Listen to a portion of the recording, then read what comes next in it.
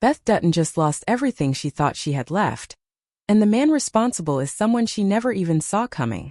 What happens next could change the entire future of this family forever. Dutton Ranch didn't just end its first season. It detonated. And now, with Paramount Plus confirming the show's return before the finale even aired, everything fans thought they understood about Beth, Rip, and the war brewing in South Texas is about to be rewritten. This isn't speculation dressed up as news. This is what's actually happening behind the scenes, and it's bigger than anyone expected. Let's start with the number that changed everything. When Dutton Ranch premiered on May 15, 2026, it didn't just perform well. It became the biggest original series launch in Paramount Plus history, pulling in 12.9 million viewers globally within its first 7 days. For a spin-off that had to prove itself outside the shadow of Yellowstone, that kind of debut wasn't just impressive. It was a statement. And Paramount Plus responded the way any network would when they know they have something special on their hands. They renewed the show for Season 2 on June 24th, a full 9 days before the Season 1 finale even aired. Think about that for a second. The network didn't wait to see how the story would end. They didn't need to. The numbers already told them everything. But here's where it gets complicated, and where the real drama begins, not on screen but behind it. Just days before that finale aired, word came out that showrunner Chad Feehan was leaving the project. Feehan created Dutton Ranch. He built this world from the ground up, developed the characters, shaped the tone, and carried it through production. And then, right as the show was becoming a genuine hit, he was gone. Reports pointed to creative clashes, tension between Feehan, cast members, Taylor Sheridan, and studio leadership at 101 Studios. It's the kind of behind-the-scenes shakeup that could derail a show completely. Instead, Paramount Plus moved fast, bringing in Benjamin Cavell to take over as showrunner for Season 2. Cavell isn't a newcomer to this kind of storytelling. He's known for creating SEAL Team, and before that, he was a writer and executive producer on FX's Justified, a show built on exactly the kind of tension, morality, and slow-burning danger that Dutton Ranch is now leaning into. If you're a fan of that gritty, character-driven style of Western storytelling, this hire should have you paying very close attention. Now let's talk about what actually happened in that finale, because it set every single piece in motion for what's coming next. The episode is called El Padrino. In Mexican ranching culture, that title refers to the protector, the one who holds everything together. And the entire season had been building toward a confrontation at Rio Paloma that would decide who actually controls the land and the legacy tied to it. By the end of the finale, Beth had done something we hadn't seen her do before. She formally acknowledged Carter as family, not as a project, not as a favor to Rip, as family. But that moment of connection came at the worst possible time, because everything around them was falling apart. Rip discovered something in that finale that changes the entire shape of Season 2. The smuggling operation running through 10 Petal Ranch wasn't just about stolen cattle anymore. It was drugs, a full trafficking operation hiding behind forged paperwork, and a border cattle scheme. Beth, being Beth, didn't waste time being shocked. She started building a legal case using those very documents against the people running it. That fight is far from over, and it's about to get a lot more dangerous, because the man now controlling that operation isn't someone who plays by anyone's rules. Mariano Reyes wasn't even supposed to be the center of this story. For most of Season 1, he existed as nothing more than a voice on the phone, first heard all the way back in Episode 3. A name mentioned in passing. A shadow hanging over conversations other characters seemed afraid to finish. But by the time the finale hit, that shadow had a face, a history, and a motive dark enough to make him the most dangerous threat Beth and Rip have faced since they left Montana behind. Here's how it happened. Beulah Jackson, the matriarch controlling 10 Petal Ranch, made a decision that would end up costing everyone around her. Instead of handing control of the ranch to Joaquin, the son who had stayed loyal, who had done the work, who had earned it, she gave it to Rob Will instead. Volatile. Unpredictable. The wrong choice, and everyone around her seemed to know it except her. Joaquin, betrayed and pushed aside, didn't get angry in the way people expected. He got strategic. He reached out to Mariano Reyes, a man with a dark, tangled history connected to the Jackson family, and brought him in for one purpose: to eliminate the Duttons. And that's the piece that changes everything about how we need to watch Season 2. This isn't a random cartel threat showing up to cause chaos. This is personal. This is a man who was recruited specifically, deliberately, by someone inside the Jackson family who felt wronged and wanted payback. Mariano isn't chasing money. He's finishing something that Joaquin started out of pure betrayal. And by the end of the finale, Joaquin himself was gone, which means Rob Will is now sitting on top of a ranch that is more unstable, more exposed, and more dangerous than it has ever been. He inherited power he was never built to hold, at the exact moment a man like Mariano decided the Duttons needed to disappear. Now think about where that leaves Beth and Rip. They came to South Texas trying to build something new, away from the ghosts of Yellowstone, away from the constant war that defined their lives in Montana. And within one season they walked straight into another one. Except this time, the enemy isn't a rival rancher fighting over land rights. It's a cartel-connected fixer with a personal vendetta, backed by an operation that's now confirmed to be moving drugs across the border, hiding behind falsified paperwork that Beth herself is now trying to use against them. She's not just fighting for survival anymore.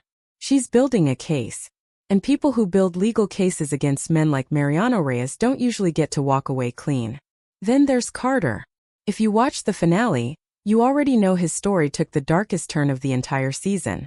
Beth finally truly acknowledged him as family in this episode, a moment fans had been waiting on since the show began.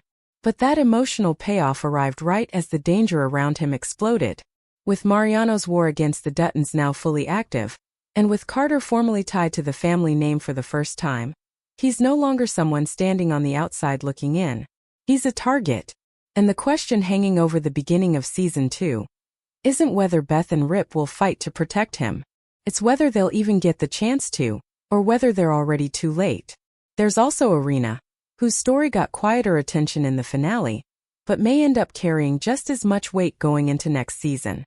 Her connection to the Jackson family, and by extension to everything unraveling around Rob Will and Mariano, puts her in a position that could go one of two very different directions.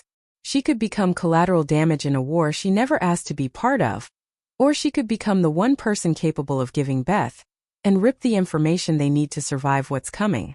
Right now, based on everything confirmed so far, that thread remains wide open, and it's exactly the kind of loose end a show like this doesn't leave behind by accident.